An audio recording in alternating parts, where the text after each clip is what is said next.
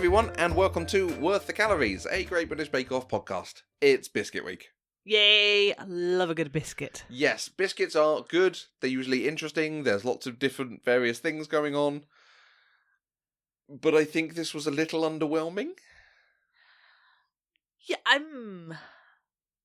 So I like Florentines a lot more than you do. True. So perhaps my whelm was more moderately whelmed. Light to moderate whelming. Light to moderate. So I was light to moderately whelmed as opposed to underwhelmed. Yeah. But what I would say is certainly in the signature and the technical, they weren't exactly traditional biscuits.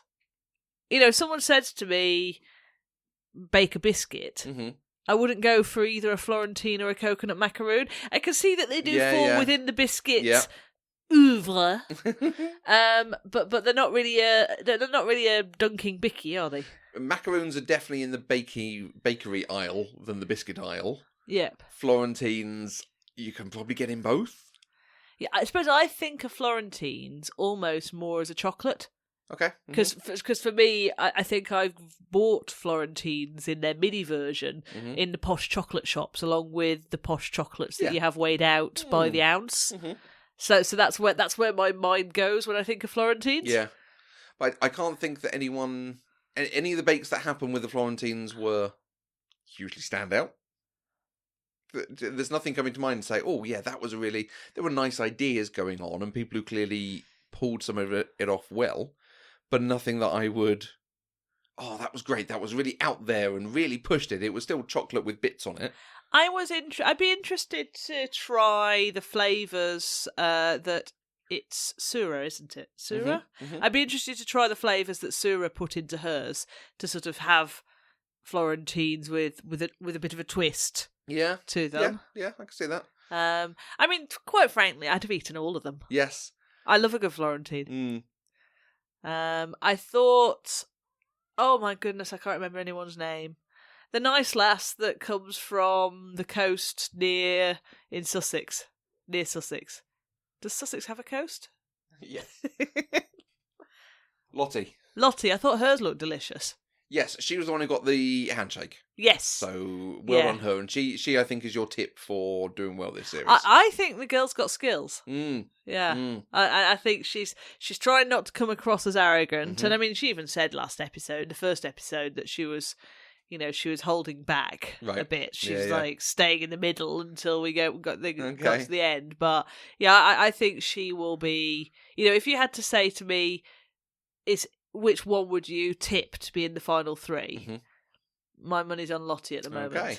Yeah. I think, when I think about the final challenge and her Viking boat, I think she gets the challenges. Certainly from what we've seen so far, she's gone, right, that's the challenge, I'm going to make that thing. I'm not going to try and be, well, it's kind of like what you said, but I thought I wanted to do this. You've gone, no, they've said, biscuit, sculpted, place setting, something memorable. So, tick, tick, tick.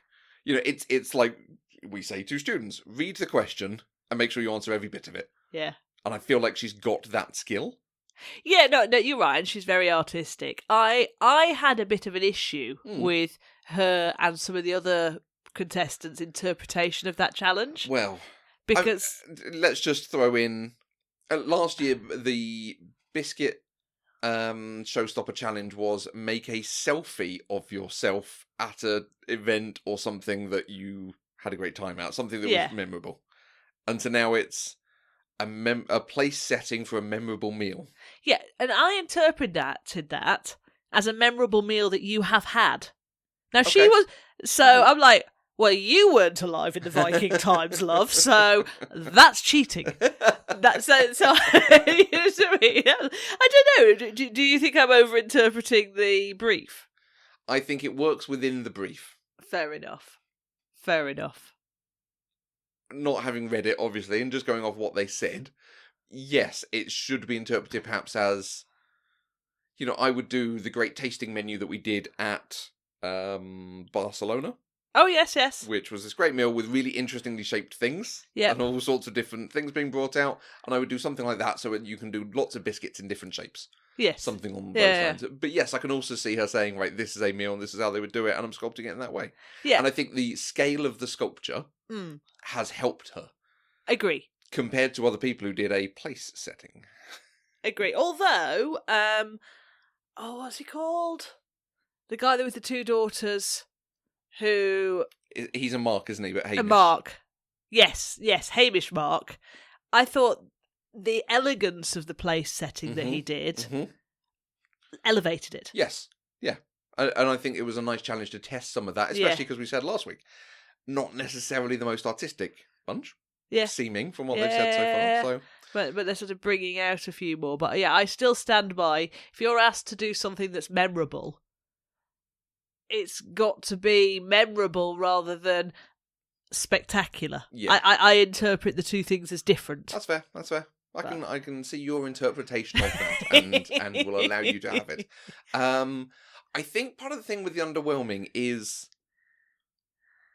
generally there were no catastrophes.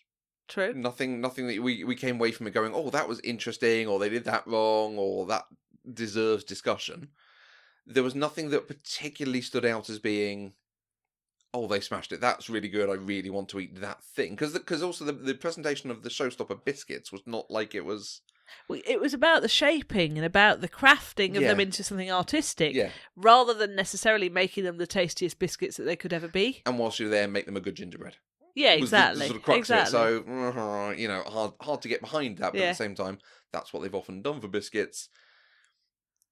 Except for the big discussion point that's come out of this, which is, from what I have seen, that the wrong person was asked to leave the tent. Oh, really? So I've not seen any of this. So what is the discussion? That it came down to Rowan or Mac. Yep. And a lot of people think it should have been Rowan. And I feel like I agree. I can't remember what Rowan did. He kept using the phrase cat's lavatory. I didn't like that. Which was not nice anyway. And it just none of it came together. And again, it was overpromise, underdeliver for the second week in a row. And this, for me, I think is the crux. He was told last week, remember this is what you need to do. Yeah. And then he made the same mistakes on the second week. And I'm just... I don't feel you get yet another chance from that, which he's got. So I almost feel like it will come down to what happens on the next week, but I feel like he will not learn. He will go out for the same reasons that he should have gone out on week 2. And Mac, who I think had potential and could have done something interesting, but had problems this week, is not going to get the chance to prove himself as he might have done because they were being generous to Rowan, I think. I can support that. I mean, I think I'd have been comfortable with either of them leaving this week. Yeah, they both had problems. I think Max, because he only ended up with a very small part of what he was trying to do, it ended up looking very, very basic. Yeah, and very simplistic. So, but clearly Rowan's was so non-memorable that I've forgotten it altogether. I do not predict that Rowan will be in the final 3. But I was sad that Mac left. I thought he was, I thought, as you say, I thought he had more to give. But I mean, everyone's going to go at some point. Yeah, absolutely. So we will see what comes of it. And it might be Rowan takes this to heart and improves and does get through because he's had trouble at the start and so on. But I'm not sure. I'm not. Yeah, absolutely. You talked about the practice weeks. Yes. I'm wanting to understand practice weeks. I've done a bit of research. I've done a bit of reading. They built 12 practice kitchens.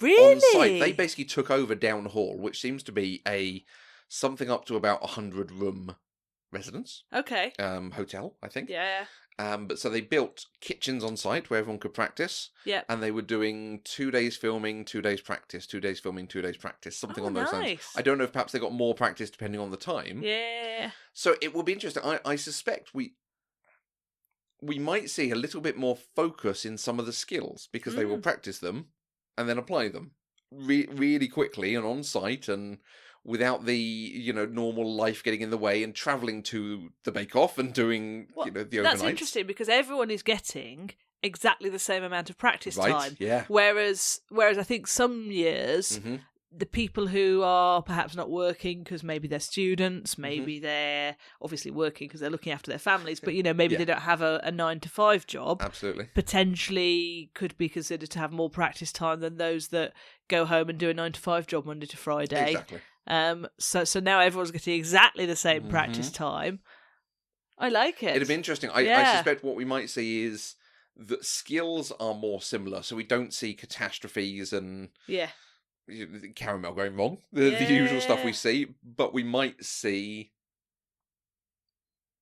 changes in the way they deliver on those skills. So whether they are scaling back things, so they're all delivering something medium, but they're not pushing it out and not hoping it will be pushed out. Yes. I can do 5 cakes where it only says to do 3 because I want to show off and so on. They might go, no, let's do it with a 3 because, that's all I could manage in the time yesterday. Exactly. In the same kitchen. Yeah. So, I found that quite interesting. Yeah. I wonder if, it's quite a pressure house, isn't it? Yeah. Like, there's no opportunity to have a day and think about something else. Yep. You're just baking all the time. Which again, the people who get through to the end, it might stand them in very good stead because they are going to be laser focused. This is my life. I bake, I record a TV show. I bake, I record a TV show. I think it will depend if they're the sort of person that can manage their stress in a way that they can also sleep. Mm-hmm. Because if they're not sleeping because they're so stressed about their baking and they're just so in their own heads, then there is a chance of a meltdown. So, do you think we might see this series more unusual events happening? People having to take days off, or people having meltdowns, or interacting in different ways and forming closer bonds than they might otherwise? It's not the Olympic Village. He says euphemistically. It's not the Olympic Village. Well, except there's 12 bakers and 4 presenters. And probably 2 or 3 times that production crew. I'm not thinking about the participants. There is no obvious romance there, as far as I'm concerned. Who knows? It'll be interesting to see. Yeah. Coconut macaroons. Let's talk coconut macaroons. We both made them this week. We did. What did you think of it as a challenge on the show and how everyone performed? I think everyone performed fine. Mm-hmm. And I understand why everyone performed fine having done them, because they weren't that difficult, was it? The macaroons themselves, really... Quite straightforward. Actually quite straightforward to do. We bought desiccated coconut because the idea of buying shredded coconut and then desiccating it... Well, I wondered if, having done them, they added that step in just to try and make a little bit more of complexity. Yeah. It was the making of the mango puree. So I made the mango puree and... did it for both of us because we knew there was going to be excess. It did take a fair amount of time because it's about mixing ingredients together, mixing it with egg, heating it but not heating it so much that the egg cooks. You're looking for it to thicken, then applying the butter and melting the butter into it and then getting it down so it's cooled and set. So I think that was why Prue made the whole thing about we're looking for the curd to be cuttable. It's not going to be runny. Right. I think that was why she made that comment, because that's all about getting it down to a certain temperature. Right. I think. Fair enough. And getting the right amount of butter in it and making it in the right way, which the time pressure puts on it. Yes. So I think this was one of the time is the pressure, not the skills of the pressure. Yeah. Because, absolutely.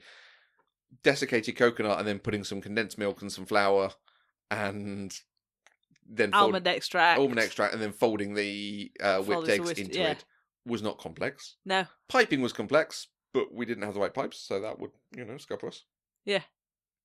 But they were tasty. But they came out very tasty. They were. You made a comment about the salt, and I have not noticed this. Given that I'm the one who has more of a taste for or a better, finer salt tasting. A finer salt palate. Exactly. That's the right way to say it. Thank you. I think the first one I had when you made them on Friday, I felt that there was quite a savoury taste to it. Oh, interesting. Okay.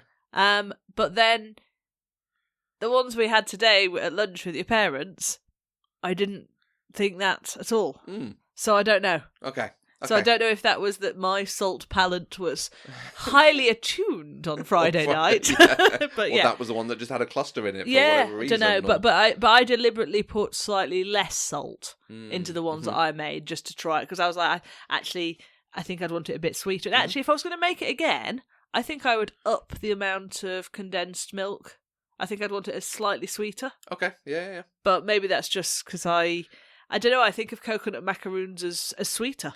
Yes, I feel like they cooked faster than I expected them to. They really did brown and go into more of a sort of biscuit thing where, I think of them as slightly softer and chewier. Yes. Whereas these actually cooked certainly on the outside. So, maybe I would have...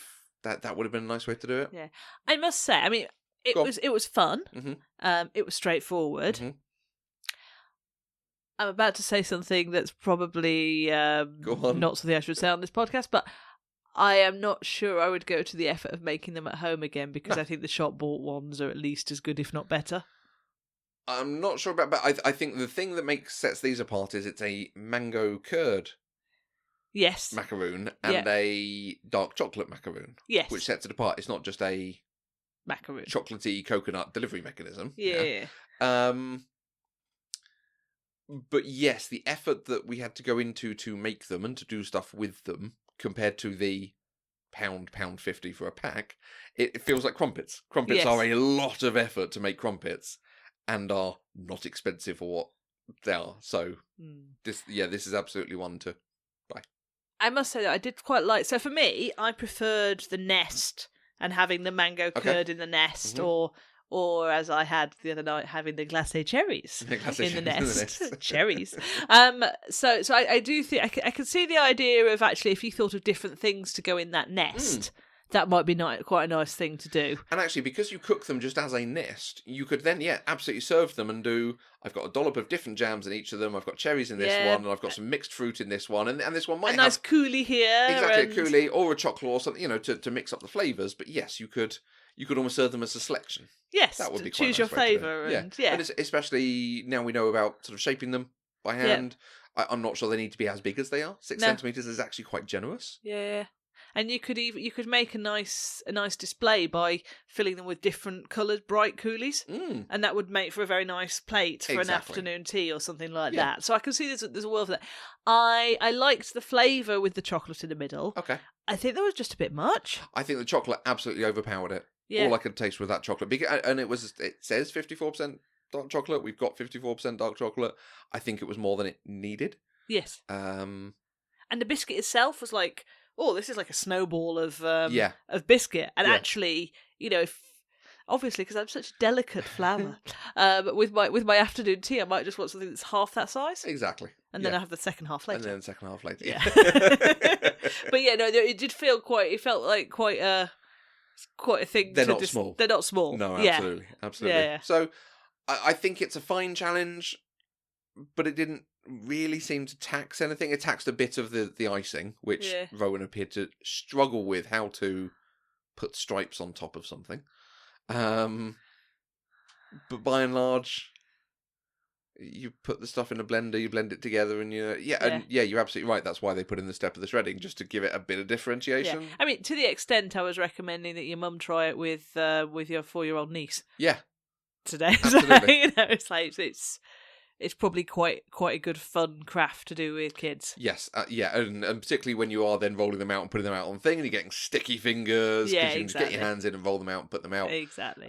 Don't compress them too much, because I've got one that I've compressed down, and it does feel a little bit like it's going to be like a rice cake. Okay. That sort of thing. Yeah. So yeah, it was good. Yeah, fine. Yes, we'll see what comes of it. A moderately whelming week. Yeah. Yeah. I do feel like there's an element of this that defied some of the comments that people made. Remember, we were talking about those articles and that people do or don't like the show for various reasons, and I feel like there are aspects of this one that it was just the nice show. Yeah, they made cakes, and they made cakes pretty well, and then they talked about cakes while eating cake. Nice. It was the nice cake show. Now, am I right that this next week is bread week? Yes, I think so. Or have I just made that up? No, I think you might be right, yeah. I'm excited about that. Okay. I might be moderate to highly whelmed next week. Excess of whelm in the most household. I think because I have great designs of being able to make bread, which I've not yet acted upon in a great way. But yes, so I'm excited about that. Are you looking forward to Bread Week? Yes, I think we've done nice things with bread in the past, but it's almost a shame that we've not done the early technicals of bake a white loaf, bake a baguette. We've been doing naans and flatbreads and the burger buns last season. Burger buns, absolutely. So, I mean, I could have lived without the veggie burger. Yeah. But the unusual or slightly more unusual ones, which I completely get why they do these unusual ones and so on. Yes, I get it. And we've talked about that. But what I kind of want to do is bake a white loaf, bake some rolls. Fair enough. Yeah. Ingredients. I'm going to do a mini comment on ingredients. As the person who buys the ingredients for all the bakes that we do, I wish they planned this better. There was aspects in this that I was appreciative of the planning. The mango curd took 2 egg yolks. The coconut macaroons took 2 egg whites. Great. It took a small amount of rice flour, and you can buy rice flour in half-kilo packs. It needed rice paper. And you can't buy rice paper in supermarkets. You have to go to a place like a Lakeland or some of the Chinese supermarkets because they do them for wrapping spring rolls and so on. But they're not. It's not an easy thing to find, and actually you don't need it. And then there's just other things where condensed milk always comes in basically 400-gram tins, but there's used 240 grams. Not quite enough that you could do 2 batches out of it, and not enough that you could have just used the whole thing up.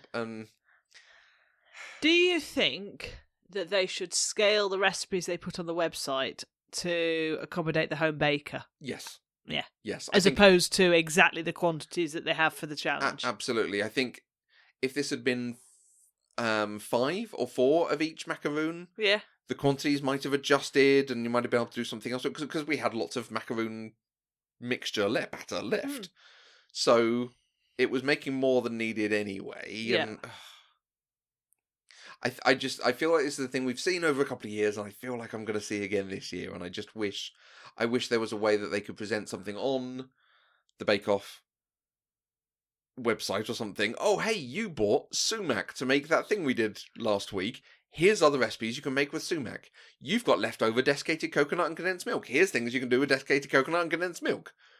I was about to say, should that be our challenge? Should one of us make the technical challenge and then the other one the next day take the ingredients left over from the technical challenge, add things to them and see what else we can produce? Maybe that becomes one of our bits on the show of what are we thinking of doing with the leftover things they've made us buy. They haven't made us buy. We're doing this voluntarily, clearly. But they've made us buy them. Forced us. And they're not being used, and it frustrates me as a frugal chap who wants to use every part of the buffalo. But you're right, because I mean we've now got this bag of rice flour, and that's not something that really features in our cooking. Rice flour, which doesn't live with the flour, as it turns out. Let me tell you about Sainsbury's shelving for flour. Oh gosh, please don't tell me again.